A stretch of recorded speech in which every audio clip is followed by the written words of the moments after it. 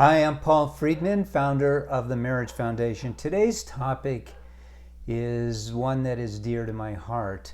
It's how to be a great father and great husband. The reason it's dear to my heart is because I personally struggled with this. I was not raised in what you would call a wonderful home. My father was a survivor of the Holocaust, so after coming out of concentration camp, you might say that he wasn't exactly all there. He had a lot of symptoms, um, horrible. He had a horrible life, lost his first family. So to say that he was a great father, no, not at all.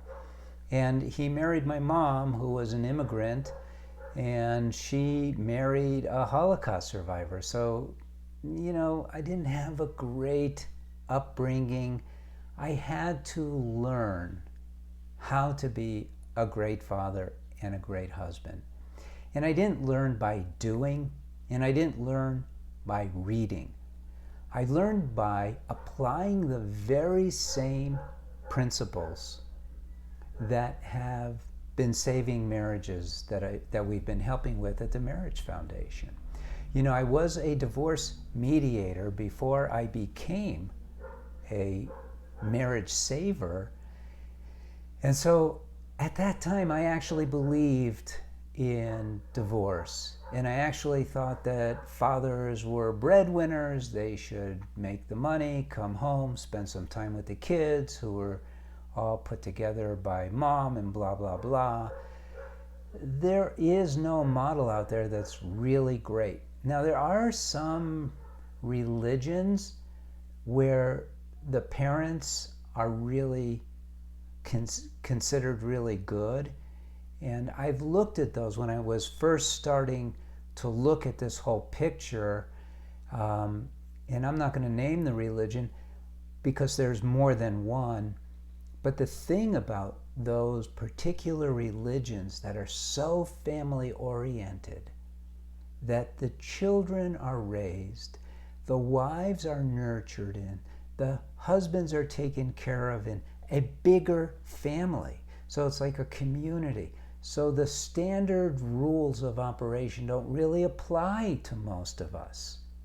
We need to have our own individual community. And it starts with the marriage.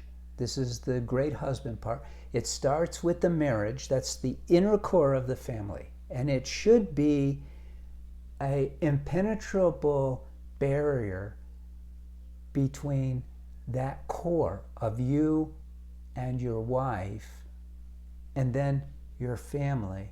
And that should have a more porous boundary to the world. And that's sort of how it works. But you and your wife are the core. So this is an important part, okay? Think of your family as the natural unit of measure in a society. A society should not be measured by the individuals, but by the families. Not that individuals are not that important, of course they are, but the unit of measure of a family, because a family understands the need for community, for harmony, and the love that is contained in your family acts as a source of light for others. So here we go. Number one rule for men. Number one rule. And it's number one because men don't honor this. So I was having a discussion with my wife the other day because a thought occurred to me. I said, honey, can you imagine a world where there is no such word as honesty because there's no dishonesty? There's no such word as integrity or lies because people behave normally. And so what you want to achieve in your family is you want to be that person who behaves normally, meaning that you behave with the highest levels of integrity, the highest levels of honesty, to where you don't even notice when you do something that is honest, because it's just how you behave. And so the number one rule for men comes from too many men breaking the rule. And here's what the rule is. The rule is never use your power against your wife or your children. Never, never, ever. Now, what do I mean by that? On a biological level, as a male, you're endowed with certain qualities that make you, biologically speaking, the protector of the family. This idea gets distorted by people into thinking that it is some sexist thing, but it's not. We have our roles. Just like women are biologically endowed with a greater connection to their heart than we are. And in fact, on a subconscious level, we are attracted to marriage, not just women, but marriage, because we want in our realm, in our kingdom, a connection to the heart that a woman naturally has, because we don't. They want a connection to that protection, that strength that they naturally do not have. That's what we provide. You get it? We're the protector, they're the heart. So what am I talking about by never using your power against your children or against your wife? What I'm talking about is this analogy. Imagine that you hired a bodyguard. You're a very famous person, you're rich, people want to kill you maybe just because you're who you are, so you hire a bodyguard. You're walking down the street with Bruno one day. He takes out his gun and he aims it at you. He goes, "Do you know I could kill you with this?" Well, that was his last day working for you, wasn't it? You don't want your bodyguard to use his power against you. And your wife doesn't want her bodyguard to use his power against her. You're the bodyguard. Your children are primarily her children. Let's be honest about that. I'm not going to get into it. Maybe it's a whole nother video. But they're her children. Yes, they're your children too. But you didn't carry them in your womb for 9 months. You don't have that biological bond with your children that she has. That also has an astral bond. It's very tight between your children and their mother. So you have to, number one, respect this reality. If you don't, it's going to bite you, because when a woman cannot trust her husband to protect her, a la the bodyguard example, she's going to withdraw. When she withdraws, you lose the heart connection. So that's a don't do. The do with your wife, I'm glad your kids aren't listening to this, because we don't want to say do.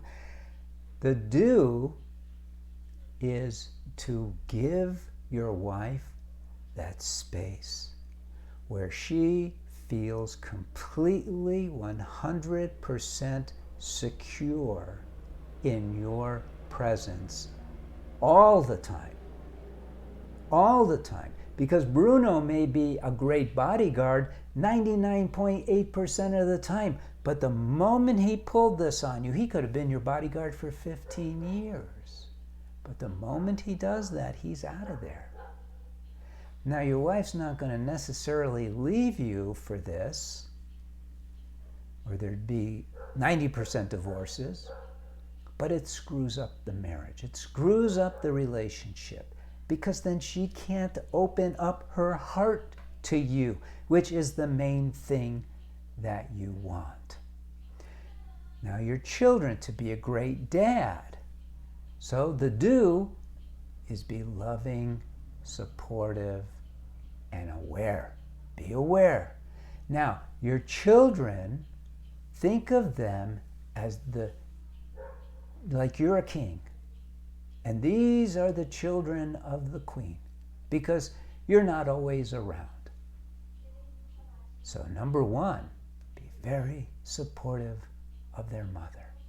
Extremely supportive of their mother, to the point of where if they complain about her, even if it is quote unquote legitimate, go, what? You're talking about your mother. That's going to send them a strong security message. They're going to know that the foundation upon which their lives are based is super strong, because the mother is super protected by the father, which allows the father to be super loved by the mother. Those kids are in the incubator that they should be in as they grow up and become strong enough for the world. Now, if you've watched old-time movies, you probably haven't, but I used to watch movies because I'm an old guy. And the old-time movies, especially the Westerns, showed the old man throwing the kid at a rattlesnake so he could toughen up. Okay, maybe not that extreme, but things along those lines. We got to toughen you up for the world. Nonsense.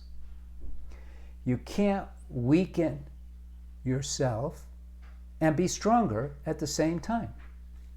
Your kids need to be raised in an environment that is protective. If you raised dogs or horses, you would understand this completely. You don't beat them. You empower them. And you teach them to love by being there for them and giving them the power of love. And here's where we get to the most important part. And it's not natural for men to love in a way that is true. A man's love is more calculated than natural. So here's how you experience love, so you know what I'm talking about. And maybe you've already done this. You watch your kids sleeping. Just look at them and feel the love from your heart just come out. You didn't create that love. That love is the real deal. That love isn't yours. That love is God's love flowing through you. No religion here, but it's God's love, the source of all things. God is the sum total of everything. But when you take everything, it's love. That love comes through you. That's when you feel it. That's how you become a great husband and a great father, is by making sure all of your speech, all of your actions, and all of your thoughts are resonating with love. Supportive, conscious love, real love. And if you're not sure, ask yourself, if I were in that position, not what should be done to me or what should happen here, but what would I want? What would make me feel loved? You can never go wrong by expressing love. It's a very powerful topic we've just covered. Very powerful. And you know, in my 2 books, the only reason, because those books are based on marriage, and the only reason I even included a chapter in those books on raising children is because my wife insisted, and I'm glad she did, because it turns out it's a good idea. And truthfully, of all the marriages that I saved and worked with couples, they would almost always say, what about the kids? It's an important part of the family, raising children properly, and it's not properly done now. So it begins with the connection that you have with your wife. Strengthen it. You got married to be happy. You have the power to give happiness into your wife and into your marriage and into your family. So I hope you got something from this. You know, I come out with videos from time to time. Subscribe and like this video. Now, if you have a particular problem, because a lot of guys come to this video because their wives are starting to say something, hey, you're not a good father. You're not a good husband. And so men are going, okay, let me see. So if you're having difficulty in your marriage, you could browse through our stuff on the website. You could write to one of our counselors. They are not paid a commission when they steer you towards the course or a book, but they will give you the best that they can. And it's free. So like the video, just hit like and share it. And other than that, blessings to you, blessings to your wife, and blessings to your children and your family. All right, God bless.